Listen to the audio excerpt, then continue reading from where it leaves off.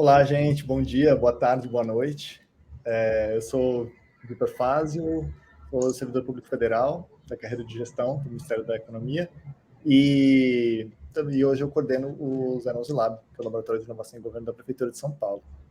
Eu estou aqui hoje numa posição que é super difícil para mim, porque eu estou representando a Maíra Tatiti, que é a gestora, a líder do programa Copcola, né, que é o tema desse evento, né?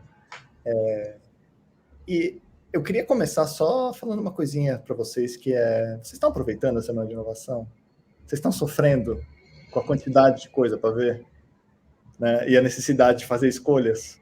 Né? Porque, enfim, a programação está enorme, né? Espero que vocês estejam aproveitando bastante. E a gente está aqui hoje fazendo um experimento, porque é a primeira vez que a semana está oferecendo conteúdo assíncrono, né? E é a primeira vez que a gente está criando conteúdo assíncrono, né? Vocês não veem, mas foi assim, foi uma emoção, né? A gente está todos aqui hoje, né? A bateria do Samuel está acabando, né? Enfim, estamos hoje naquele momento emoção, realidade, né? Para estar aqui com vocês e falar sobre gestão do conhecimento para inovação. Mas por que a gente está falando sobre isso no evento de inovação? Por que a gente está falando de gestão do conhecimento no evento sobre inovação? Qual é a importância da gestão do conhecimento para a inovação? Né? São esses temas que a gente vai tratar aqui hoje. Tá? E também a gente vai falar um pouquinho de inovação em governo a partir de uma perspectiva de mapeamento, pesquisa, análise e sistematização de casos reais aqui da Prefeitura de São Paulo, né, que é de onde a gente está falando. Né? Essas são algumas das atividades que a gente faz no programa Copcola, né, que é o programa de gestão e de transferência de conhecimento de práticas inovadoras aqui, de servidor para servidor da Prefeitura de São Paulo. O programa Copcola ele foi desenvolvido e é liderado pelo 011 Lab, que é o Laboratório de Inovação em Governo, aqui da Secretaria de Inovação e Tecnologia da Prefeitura de São Paulo. Mas a gente não faz isso sozinho, né? A gente faz isso com o SEBRAP, que é o nosso parceiro executor do programa, né? Está representado hoje aqui pela Moniz, que é coordenadora de projeto lá no SEBRAP. Quer se apresentar, Moniz? Aí, ó, tá vendo? A gente faz as coisas no quente e tá no mudo, Moniz. Tá contribuindo pro bingo. É só para a gente sempre ter a mesma experiência, né? Eu sempre faço isso nas nossas reuniões e aí agora eu faço isso também no vídeo, gente. Perdão. Bom, eu sou a Monize Picança, eu sou coordenadora de projetos no SEBRAP e eu sou responsável dentro do projeto, né, por tocar dentro do projeto no SEBRAP, mas também por todo o processo do registro do caso e do processo de construção dos produtos de disseminação. E é um pouco isso que eu vou falar hoje com vocês. E com a gente também está o Samuel Ralize Godoy, que é servidor público aqui da Prefeitura de São Paulo e é uma referência para muitos de nós. E eu falo por mim, porque ele é uma referência para mim, a pessoa que eu conheço que mais entende de orçamento na prefeitura e, enfim, é a pessoa a quem eu recorro de vez em quando eu tenho essas dúvidas. E aí, Samuel? Olá, pessoal. Olá para você que está nos assistindo aí neste momento, que eu não sei bem quando mas é um bom momento. Seja bem-vinda, seja bem-vindo à nossa programação aqui com Demens na Semana de Inovação. E agradeço muito o convite do 011 Lab, do Vitor, da Muniz, da Paula, de toda a equipe. É sempre uma honra e um privilégio participar aqui das iniciativas do 011 Lab. Legal. O Samuel, ele teve tem um caso na área que hoje ele coordena, ele é coordenador de planejamento lá da Secretaria de Fazenda, aqui da Prefeitura, e ele está aqui como uma das pessoas que participou do programa, né? Teve uma prática registrada na sua equipe. Eu vou falar rapidinho sobre, afinal, qual é a relevância desse negócio de gestão do conhecimento para a inovação? Né? Especificamente para a inovação em governo. Né? As áreas de inovação, elas podem fazer muitas coisas, né? Aqui na Prefeitura de São Paulo, o nosso olhar é que inovação em governo tem a ver com aumentar a capacidade do governo, da prefeitura, para entregar políticas públicas melhores para as pessoas, para resolver os problemas das pessoas, para entregar serviços de qualidade para elas, né? Essa é uma agenda específica, né? E a gente trabalha algumas coisas aqui para poder aumentar essa capacidade do governo de entregar esses serviços. Primeiro, a gente olha para problemas do tipo o insulamento do setor público, né?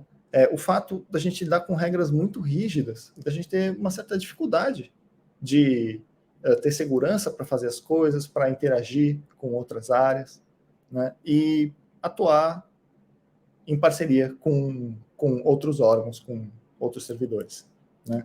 A gente olha muito também para o fato de que, às vezes, as pessoas elas estão fazendo uma coisa muito inovadora, muito que elas estão adaptando uma coisa de um lugar, que elas aprenderam em outro contexto, para tratar um problema, né, transformar a realidade delas, mas elas não chamam isso de inovação. É importante a gente chamar, né? Porque essa pessoa que resolveu um problema no seu contexto pode estar desenvolvendo algo que pode ser útil em outros contextos. Um problema resolvido na educação, né, uma prática aplicada para resolver um problema na educação, pode ajudar um servidor público na fazenda, na saúde, né? Isso é super importante. A gente também desenvolve algumas práticas de gestão aqui. A gente testa, a gente experimenta muito com a burocracia, porque a gente acredita que ser gestor público, ser governo, implica da gente saber gestão pública e da gente saber usar a burocracia para construir, criar conexões entre, por exemplo, o governo e uma organização da sociedade civil, como o SEBRAP, que está aqui, né? A gente precisa conhecer a linguagem da burocracia, os instrumentos da burocracia para tirar as coisas do papel, né? E também a gente tem um olhar muito forte de transferir o foco dos projetos para as necessidades das pessoas e não das soluções tecnológicas, né? Então, em resumo, a gente trata a questão do insulamento conectando pessoas e áreas do setor público, a gente estimula e desenvolve capacidades dos servidores para inovar, né? A gente experimenta e aplica essas práticas de gestão e também transfere o foco dos projetos para as necessidades das pessoas. Isso é o que o laboratório faz, né? E dentro desses objetivos, né, a gente faz alguns programas específicos, como o Copicola, tá?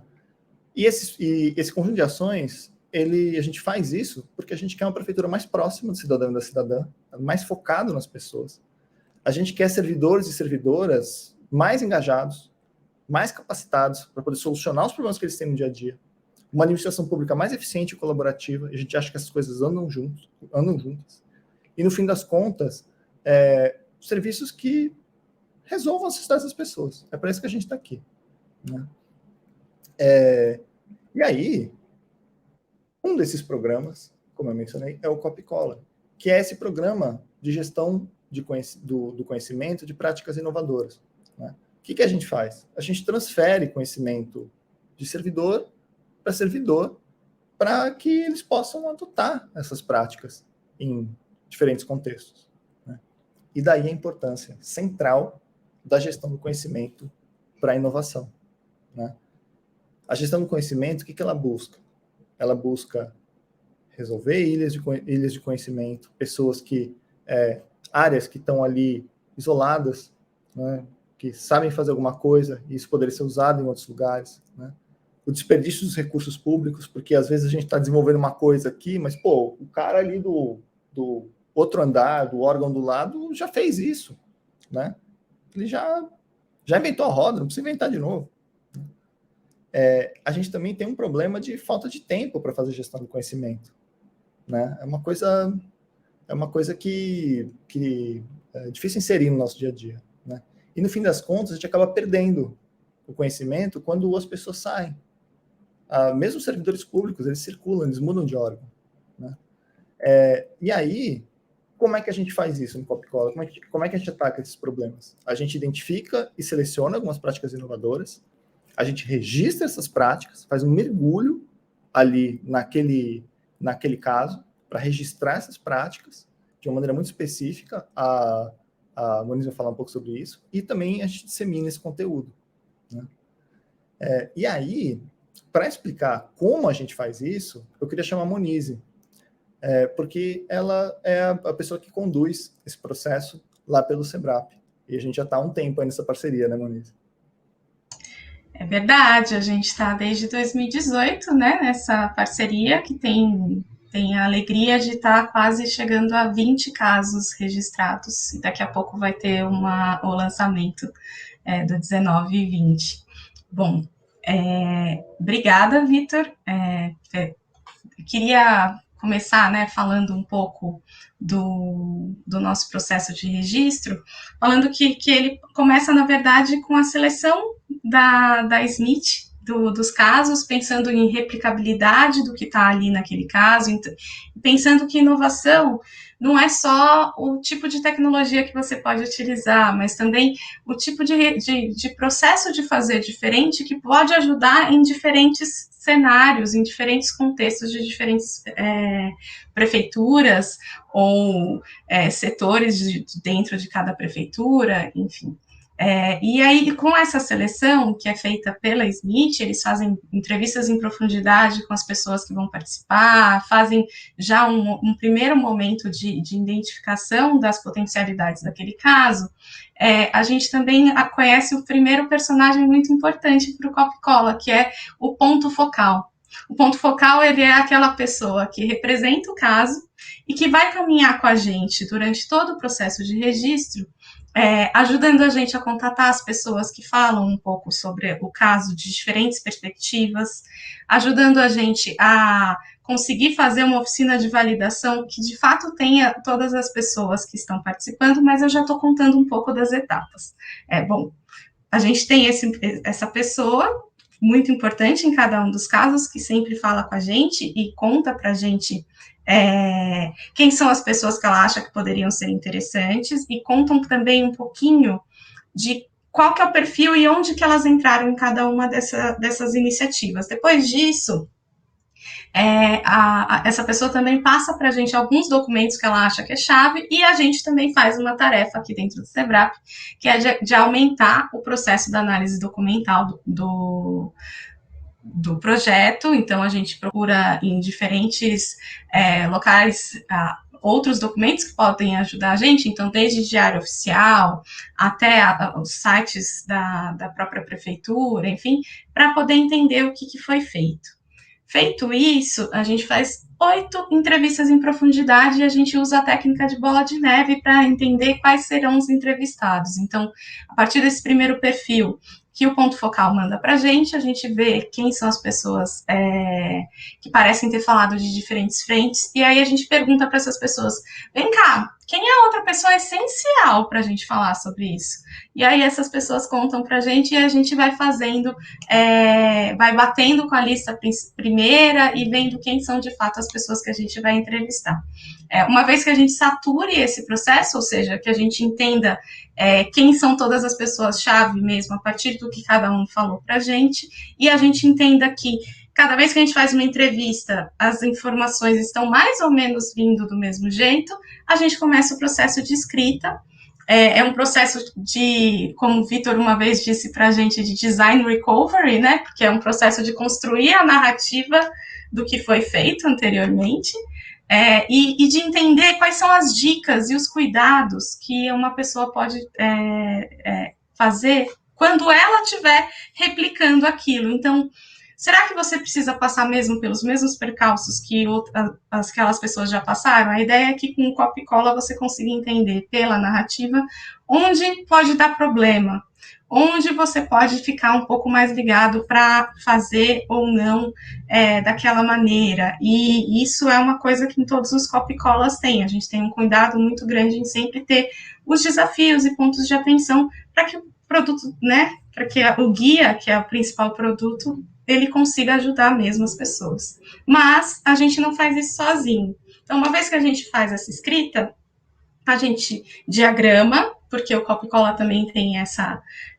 ideia de que ele não precisa ser um relatório chato que vai chegar na sua mesa e você vai colocar dentro da sua mesa e nunca mais vai olhar. A gente tenta deixar ele simpático com várias ilustrações e alguns highlights que ajudem a pessoa a fazer essa leitura. Depois que a gente faz isso, a gente chama de volta todas as pessoas que a gente entrevistou para validar e para entender se a gente entendeu bem esse projeto e se o que a gente colocou como pontos de atenções, como fatores de sucesso e o que fez ele acontecer, de fato, fez sentido. E aí, depois que a gente faz esse processo de validação, a gente constrói vários produtos de disseminação, que são as nossas páginas resumos, os vídeos dos casos, porque, inclusive, pode ser que você não queira de cara pegar um texto de 20 páginas para ler. Pode ser que você queira só saber mais ou menos sobre o que ele é. E aí você tem um outro tipo de material onde você está tendo essa primeira pincelada do conteúdo. A mesma coisa com o vídeo, você pode querer ouvir as pessoas que participaram daquilo, falar sobre aquilo. Então, talvez seja interessante, enfim. A ideia é que a gente consiga, com diferentes conteúdos, passar a mensagem, disseminar o que foram os aprendizados de cada uma das equipes. Falando em equipes, o Samuel está aqui, né, com a gente como um desses casos que foi registrado. Né? No caso, foi o Orçamento Cidadão, o último guia que a gente acabou de lançar. E eu queria perguntar para o Samuel, super obrigada, principalmente, né, pela disponibilidade de estar aqui com a gente, Samuel, mas, para além disso, eu queria te perguntar qual que foi a relevância desse processo de registro, de participar desse processo aí na Fazenda. Bom, o caso do Orçamento Cidadão, que foi documentado e já tem o guia amplamente disponível para você que está nos assistindo examinar, né, e fazer as suas reflexões sobre isso, consiste num processo participativo de elaboração do orçamento público no município de São Paulo. Conta com a combinação de audiências públicas, consulta pública, análise de viabilidade das propostas recebidas por parte de técnicos, né, servidores públicos da prefeitura, análise jurídica, análise orçamentária, e culmina num processo devolutivo para a população. Esse processo todo foi desenhado em conjunto com a sociedade civil e com outras secretarias no âmbito do Plano de Ação em Governo Aberto, né, o segundo Plano de Ação em Governo Aberto no município de São Paulo. E depois que ele rodou, né, a primeira vez em 2020, no bojo aí da pandemia, com algumas simplificações, algumas limitações, porque a gente não conseguiu fazer os eventos presenciais, a gente entrou já no primeiro ciclo de monitoramento das propostas que foram recebidas em 2020 e já começamos a fazer o ciclo de elaboração do orçamento de 2021.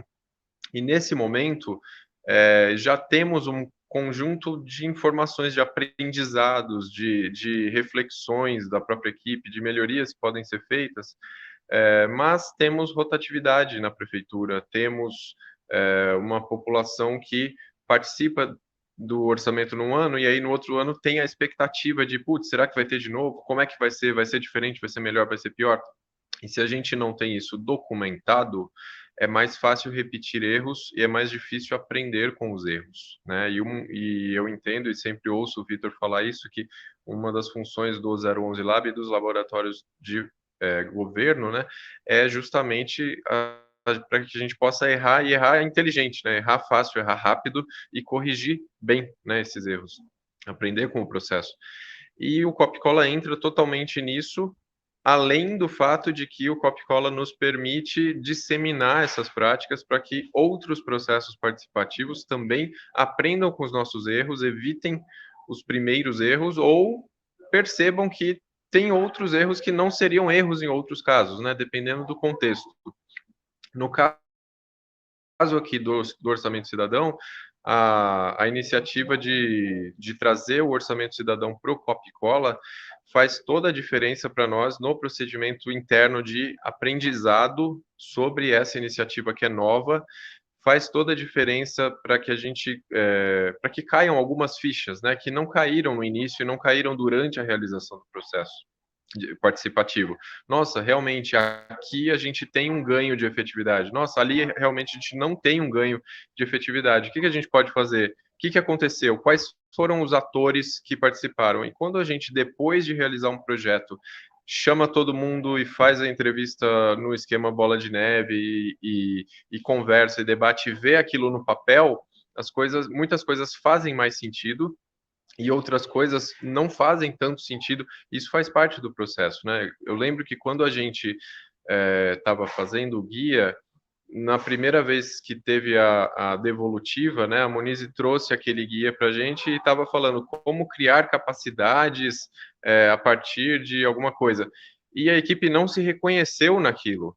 E eu, que não tinha participado do início do projeto, reconheci a equipe naquilo, porque são facetas diferentes, né? Quando a gente faz política pública, quando a gente faz processo participativo, consulta pública, qualquer coisa no setor público, tem muitas facetas. A realidade é muito complexa. E quem estava imerso nesse projeto desde o início não se reconheceu formando capacidades estatais.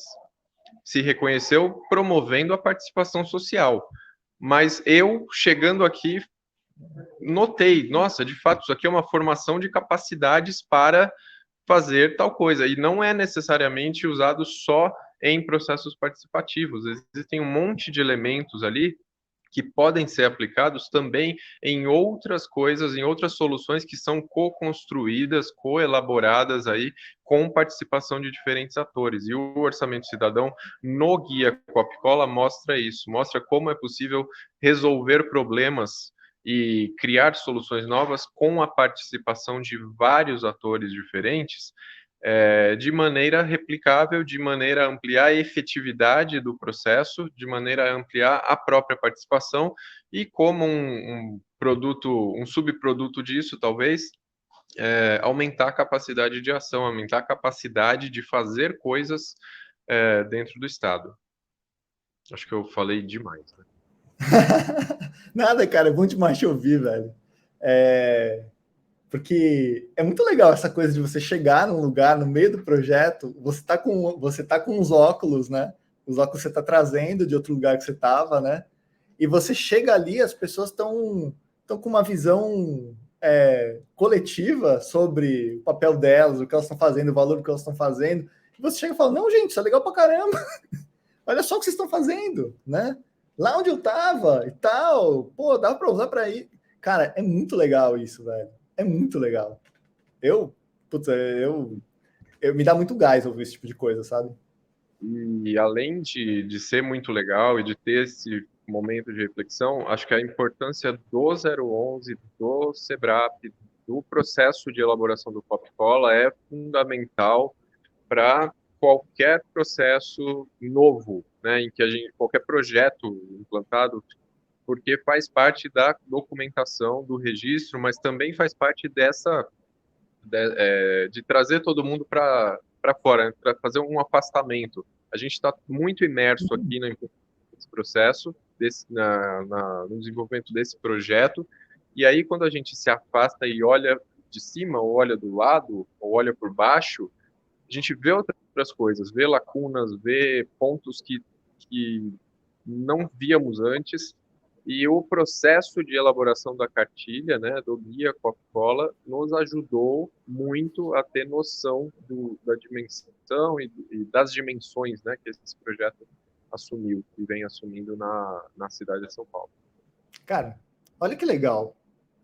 Você falou sobre várias funções da gestão do conhecimento, né?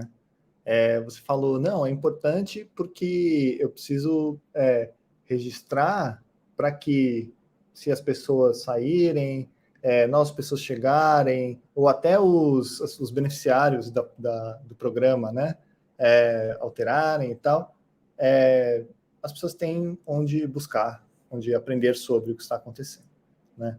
Mas você falou também que é importante para o aprendizado da própria equipe, por várias razões. Você listou essas razões, né? Do tipo, se as coisas estão registradas, todo mundo tem a mesma clareza a mesma compreensão do que está de fato acontecendo.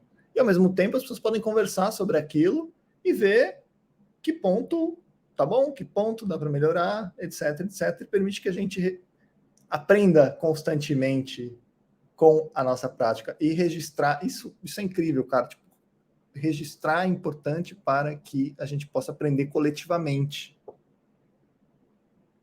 Não se aprende coletivamente se as coisas estiverem só aqui. Né? Acaba sendo o registro é uma plataforma para a gente aprender junto. Né? E aí uma coisa... isso é muito Desculpa, forte. mas é que isso é muito frequente. Desculpa o corte, Vitor, mas é que isso é muito frequente. A gente percebe sempre nas oficinas de validação que a oficina de validação ela não é só uma validação do que a gente produziu, mas ela é um momento de aprendizado coletivo muito forte. Porque cada um traz uma percepção muito diferente sobre o projeto durante a oficina, e aí você vai construindo as narrativas não só para a gente pensar o que fica no registro, mas também as narrativas da própria equipe entre si. Isso é muito interessante do projeto, esse processo de aprendizado coletivo nesse momento específico é muito forte mesmo. Só porque isso não foi só uma experiência no Orçamento Cidadão, isso é uma coisa que a gente vê em todos os casos. É muito legal, cara. E para a gente ver como é uma coisa que poderia estar presente nas equipes, independentemente de haver um programa de gestão do conhecimento, ou, enfim, parece que é um processo que seria relevante para as equipes, né? Fazer gestão do conhecimento, discutir os aprendizados de projeto de maneira frequente, etc. e tal. Muito legal isso, muito legal. Samuel, quando eu vi o caso de vocês, eu pirei, assim, usando o português preciso, eu pirei. Porque eu vi várias práticas de gestão ali que são sofisticadíssimas, inovadoras e que poderiam ser usadas em outros lugares. Eu vi, por exemplo, tá? Eu vi que a equipe foi muito competente ao buscar com um outro órgão, uma outra secretaria, uma aliança para poder fortalecer o programa delas, o programa dessa equipe. Né? No caso, era a Secretaria de Governo, né? Que tem uma iniciativa de governo aberto, que tinha legitimidade, estava no programa de metas, tinha recursos, etc. E essa união acabou casando não só para aumentar a relevância da agenda, escalar a agenda aí dentro da Fazenda, pelo que eu percebi, mas também para trazer competências sobre interação com o cidadão, a cidadã e tal, etc., pensar esses arranjos para a equipe de vocês. Esse foi nossa, eu olhei isso e falei, gente, isso é uma prática que dá para destacar daqui, como muitas outras que eu vi no projeto. Dá para destacar daqui, cara, isso é útil em muitos contextos. Muitos. Tem algumas dessas práticas que você olha e você fala, puta, meu, isso aqui eu já usei em outro lugar, isso aqui eu já vi gente usando em outro lugar, isso aqui, meu, esse pedacinho aqui, puta, isso aqui é ouro. Tipo essa daí, assim, que eu mencionei.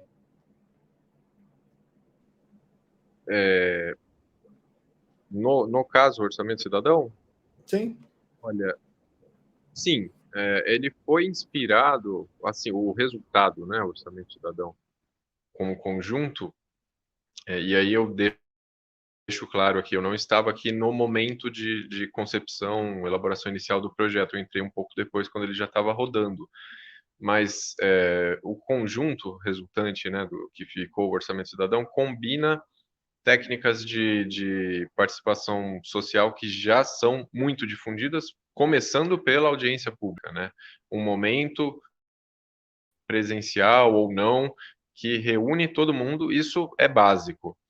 Reúne a consulta pública, que é um momento em que a gente também ouve, né? Também consulta a população, mas não é presencial, não é um momento no tempo e espaço específico, né? É delongado, a gente recebe as contribuições, as pessoas mandam as contribuições quantas vezes elas quiserem, para onde elas quiserem. Existe também inspiração em outros casos do mundo, né? Isso foi trazido pela sociedade civil, no que diz respeito à participação na elaboração do orçamento. Existe uma coisa que é diretamente tirada de um lugar e colocada em outro, que é a plataforma que foi usada para fazer o orçamento cidadão, que é o Participe Mais, né? Que a gente chamou de portal Participe Mais, mas que é um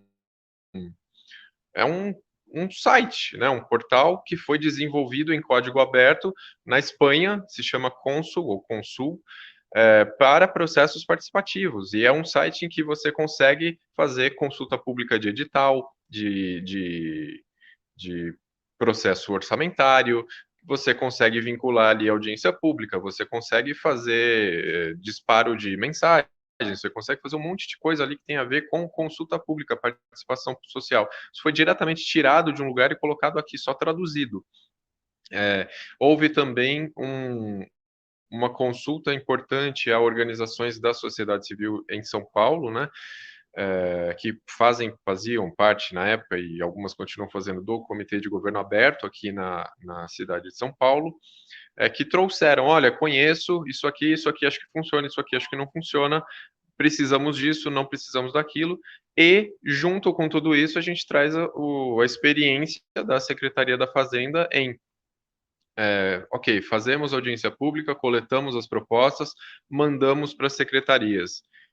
Qual que é a principal dor, a principal queixa? A gente recebe milhares de propostas e a gente dá para as secretarias um mês para analisar, né?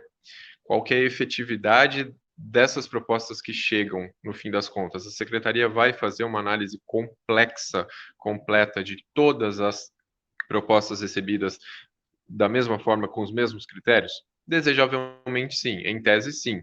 Na prática, a gente sabe que muitas análises são feitas de forma agregada, muitas análises são feitas de forma super, ultra, hiper agregada.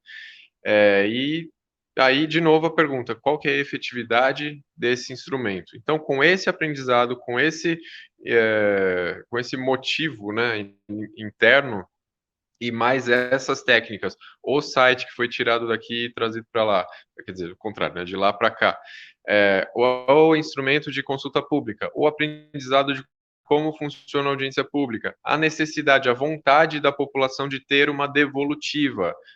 A gente montou um processo aqui na Secretaria da Fazenda, eu digo a gente, são eles, mas agora que eu estou aqui, a gente, montou um processo com um mosaico, né, um recorte de várias coisas diferentes e tentativas também, para aumentar a efetividade. Então, hoje a gente consegue receber todas as contribuições da população em audiências ou na consulta pública em geral. Nesse ano, por exemplo, para o ano que vem foram 3.130 propostas.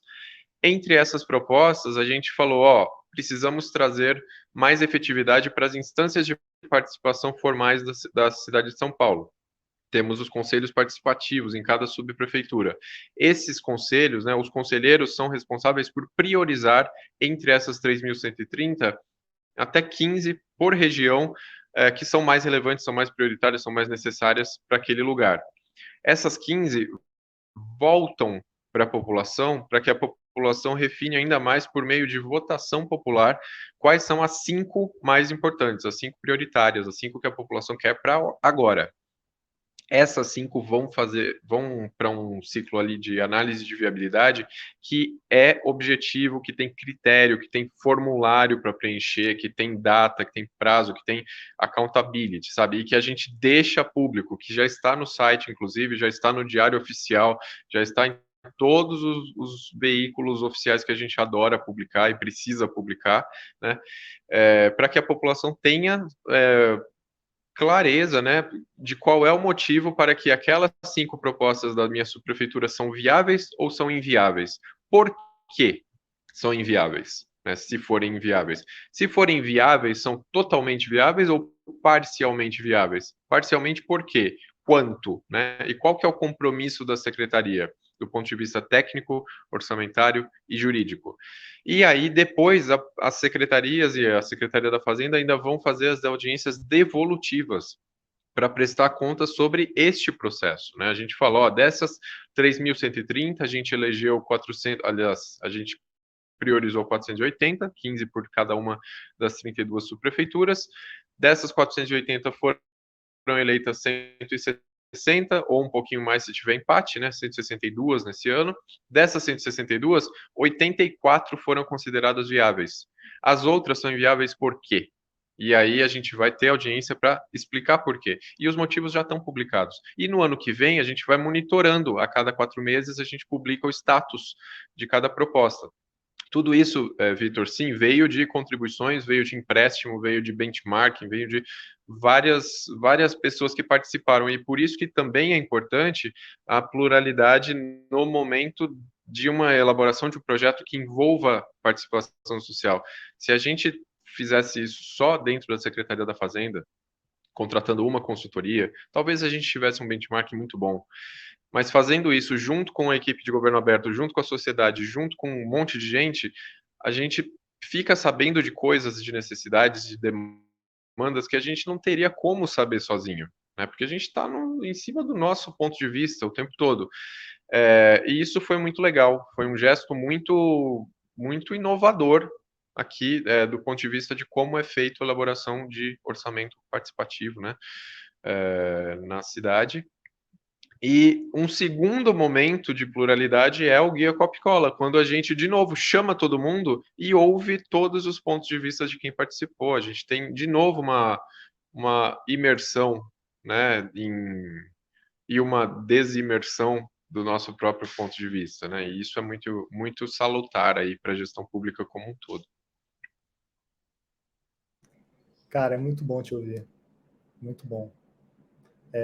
Sempre tem pontos. Eu tenho dificuldade de fazer um evento desse tipo, bate-papo, porque eu quero perguntar várias coisas para você. Que eu tô. Tem alguns aspectos que, ouvindo de você, me dá muita curiosidade de saber como foi e quais foram as práticas específicas que foram usadas, para ver se tem alguma prática específica ali que dá para aprender, sabe? Porque a gente é praticante, né, Samuel? É muito louco isso. A gente acaba misturando, seja um conhecimento daqui, com o conhecimento de lá, com a pessoa de lá, o negócio que eu li lá atrás, o site que eu fiquei sabendo, que tem o site lá de uma... Tudo isso é recurso no dia a dia para tentar resolver problema, né? E essa coisa de envolver diferentes órgãos, que tem diferentes visões, né? Tentar entender o problema lá, como é que eles tratam essas demandas no dia a dia, né, no modelo antigo, né? Como eles analisavam de fato, né? Como é que eu crio, dentro das condições dos órgãos, como é que eu crio um processo que as pessoas de fato vão olhar, né, para considerar aquelas demandas dos cidadãos e cidadãs. Cara, é genial o programa. Cara, parabéns demais. Já parabenizo você, já parabenizo o Sandro também. Enfim, vocês são referência mesmo, cara, mesmo. E tem um lance empreendedor aí também, de ir atrás das coisas, misturar, ir atrás dos outros órgãos, etc. E assim, eu falo por experiência própria. É muito mais gostoso trabalhar assim, gente. A gente aprende muito mais no dia a dia. Interagindo com pessoas com outras visões, sociedade civil, etc, etc e tal. E aí, para fechar, porque a gente já está com 38 minutos, é isso? A gente estourou o tempo olimpicamente, gente. Olimpicamente. Mas, como eu disse para vocês, isso aqui é um experimento, né? A gente está fazendo... como é que você falou antes, Samuel? Um plano sequência, é isso? Plano sequência. Samuel trouxe os conhecimentos de cinema, né? Para dizer, não, vocês não vão editar, vocês vão fazer um plano sequência, tal, né? Enfim, espetáculo. Gente, compartilhar conhecimento, compartilhar experiências, etc., é fundamental para a gente poder ser capaz de resolver os problemas do dia a dia dos governos. Nossos colegas, nossas colegas, eles estão vivendo coisas no contexto deles, eles estão aprendendo no contexto deles, e muitas dessas coisas podem ser úteis para a gente tratar os problemas nas nossas áreas, para a gente poder transformar a realidade das pessoas. Sejam essas pessoas os nossos colegas, para quem trabalha em órgão central, trabalha na MEI, etc. e tal, sejam as pessoas que estão do outro lado do balcão, mesmo que seja um balcão virtual, os cidadãos e cidadãs, as pessoas para quem a gente trabalha. Essa é a força motriz do Copcola. Essa é a ideia, a gente disseminar esses conhecimentos, disseminar essas práticas para que elas possam ser usadas em outros lugares, as pessoas não cometam os mesmos erros, aprendam com os acertos e os erros uns dos outros, né? E a partir disso a gente consiga criar políticas públicas melhores para as pessoas. Tá? Vamos deixar alguns links, vamos ver se, né, vamos poder colocar alguns links aqui quando a gente subir o vídeo, né, Muniz? O Muniz está rindo, porque estamos aqui no experimento total, né? Para vocês poderem ouvir, ver os materiais, assistir o vídeo sobre o caso do Samuel, né? Um vídeo super curtinho, ótimo, sintetiza bem. E também, eu vou ver se eu coloco aqui também um podcast do Radar IBGESP. Radar IBGESP, é isso, Samuel? IBGESP. Que o Samuel foi lá, junto com o Sandro, que estava no projeto desde o início, e eles falaram sobre o caso, falaram sobre os aprendizados, né? Então, vamos colocar também, para vocês poderem ouvir o Sandro também falando disso, né? E poderem ouvir mais o Samuel falar sobre esse tema, que Samuel, você está no doutorado agora, né, Samuel? Você está estudando orçamento, né? Isso, eu estudo orçamento, eu estudava antes, eu vim trabalhar com isso depois. Sensacional. Sensacional. Gente, muitíssimo obrigado. A gente está sempre aberto. Visitem o nosso site, vamos deixar aqui também o link. Nos procurem. Estamos também nas redes por aí. Também na rede Novagov, muita gente da equipe está lá. Quem não está, entrem. Rede é fundamental. Tem muita generosidade nesse meio. Muita gente querendo conversar e aprender junto. Aproveitem. E aproveitem a Semana de Inovação. Converse com as pessoas. E é isso aí. Um abraço enorme para vocês. E até já. Até logo. Obrigado. Tchau, tchau.